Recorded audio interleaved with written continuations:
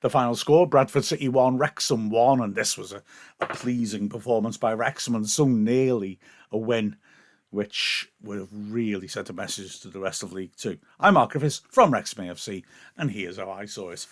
Well, I tell you what, after that Stockport match, she just wanted to see us perform in front of a big crowd on a big away day, just to prove that was a weird blip. And we did, a strong performance.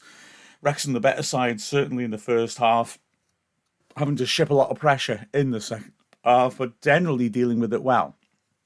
The game began with a moment of nervousness for Wrexham. Bradford with a really ferocious high press from the start, and that really set the tone for the rest of the game. Please don't let me have hiccups again. As both sides really contested every ball.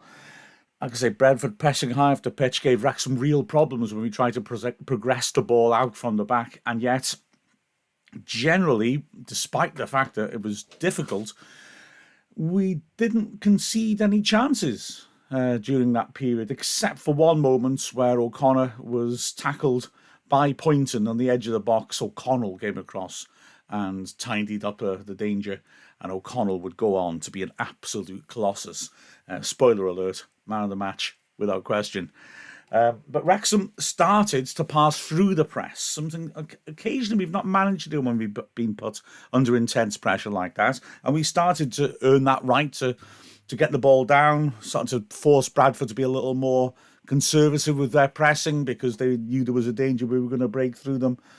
And really, like I said, throughout the rest of the first half, Bradford didn't lay a glove on us, whereas we carved out some chances, and we also asked a few questions of the referee who would be decisive. It started off Wrexham, their first opportunity, James Jones doing well to win the ball in midfield, working it wide. Barnett sweeping in a good cross, and Mullin unmarked at the far post, got it well, but his looping header just went beyond the top left corner. Good effort as he was struggling all the time to reach and control it. Wrexham then had a major moment. 14th minute, and Fletcher had the ball launched towards him by McLean. Pardon me. Stubbs, the Bradford centre-back, made the mistake of letting it bounce. It was Fletcher against the two centre-backs. Fletcher was the third closest to the ball, but he got there because the moment it bounced, he was all over Stubbs. Having got past Stubbs, brilliant skill got him past the other central defender, and he was in the box with a clear sight of goal. Stubbs come back at him, made contact with him and not with the ball. Fletcher went down, no penalty given.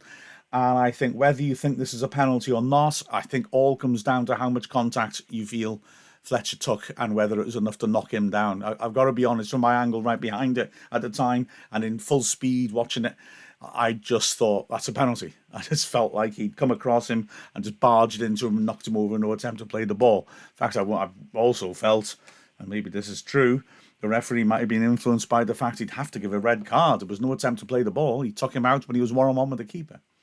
Anyway, the ref didn't give it, and subsequent replays I've seen make it maybe less clear whether there was enough contact to warrant a penalty. But it's a 50-50 call, and Wrexham were a little unlucky not to get it. But they kept going, though. Jones picking the ball up after a lovely touch by Fletcher, just leaning in to nick the ball away with his head.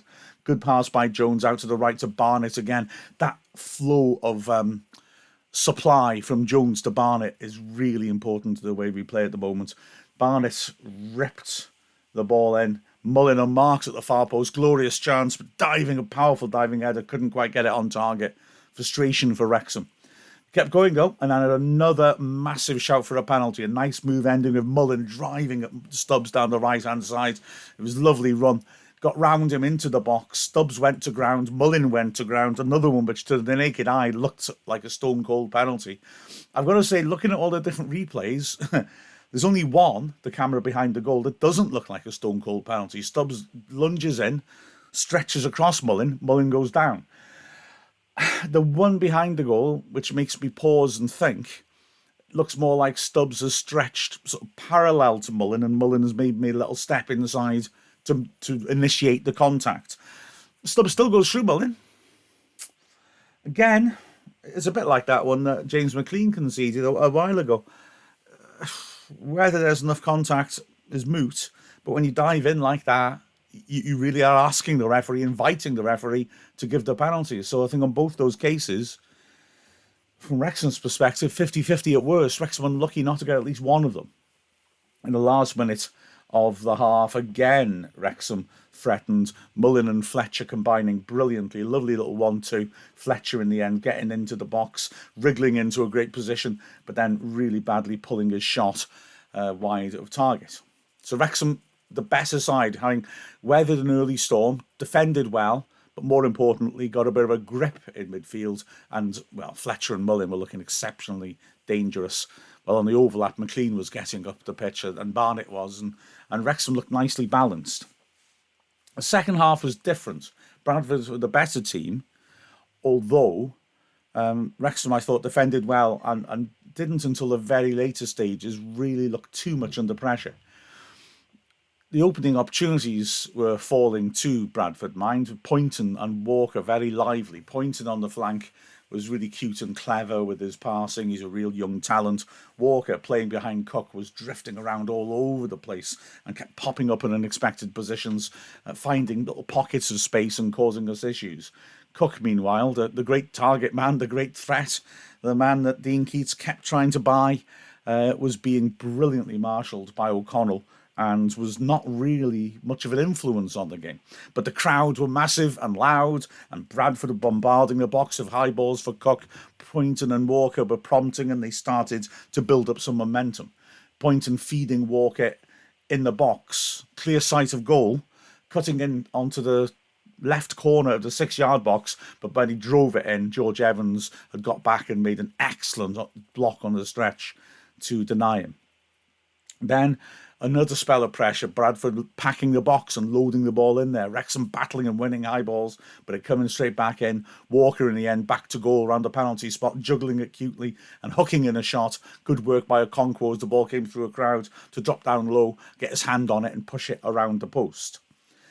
Fletcher had to go off halfway through the second half. I think it was probably planned anyway, but he had taken quite a heavy blow as well. Let's hope it's nothing too serious. Palmer came on, and Palmer immediately picked up where Fletcher left off, and Wrexham took the lead 2 minutes later. A really pleasing move. Again, it's Jones in midfield, feeding it quickly on to Barnett. Barnett ripping in a perfect cross. Palmer attacks it, central in the goal. Can't quite reach it, but Mullin has done really well turning behind, and let's give credit to Mullin here for the fact that he must have been massively unsighted by Palmer and the defender jumping in front of him, but he still met it with a perfectly judged, perfectly timed header, and the keeper had no chance as the ball bulleted past him. Wrexham in the lead, and Mullin and the rest of his teammates loving it in front of the terrific travelling army. Bradford looked to respond, and a couple of minutes later, Osadebe driving in the shot, which is deflected just wide from 25 yards out. But Wrexham are holding on fairly okay. Bradford's, honestly, I'm not joking when I say this, I don't think I've ever seen a team have so many shouts for penalties. It was astounding the amount of penalties that they asked for, and I don't think any of them were really worth asking the question. It really was quite jaw-dropping. But they did get the equaliser in the 85th minute. I felt up until that point that really, although they were loading up a lot of balls into the box, Wrexham's defence was so strong, I didn't feel under a huge amount of pressure. I mean, like I say, no real chances in the first half, and in the second half, up to this point, a good close-range block by Evans and a long-range shot which was deflected and pushed around the post. Another one which was a bit hopeful, deflected and went wide. They weren't really making chances, long-range shots, the last two.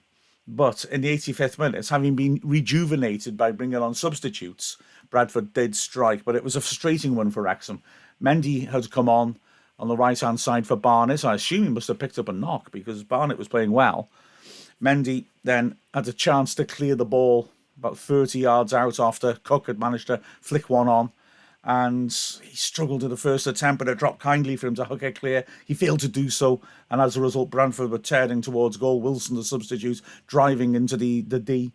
Defenders got a block in on him, but it ricocheted on his left foot of a chance to hit it. To be fair, he was going on down, and he did really, really well to control his shot, and as he was going down, lash it with terrific power. into the underside of the bar, drop down and back up again into the net. Fabulous hit, an excellent goal by him. And Bradford now were really starting to pile on pressure, although Wrexham did have a chance, and McLean ripped in a good early cross. Palmer was initially in acres of space. By the time the ball got to him, though, a defender had blocked off his view of goal. He tried to flick it home a little bit like he did at Crewe. Not a Crewe, where was it? He flicked that lovely goal. It was Crawley, wasn't it? But he didn't get the right contact, and it went ahead of him rather than behind, over his shoulder, and the opportunity was gone.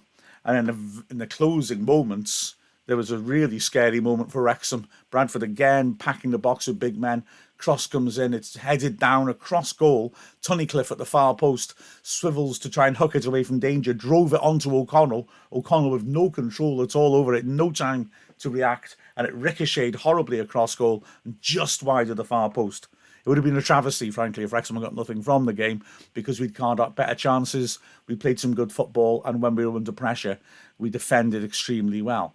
But there we are. It didn't go in, and Wrexham came away with a point. Individual performances. Okonkwo was good. There was one nervous moment when a long ball in the box really should have been his, but he didn't come for it. Wrexham had a defender in extremis, and O'Connell gave him a piece of his mind afterwards. But apart from that, Okonkwo was very good.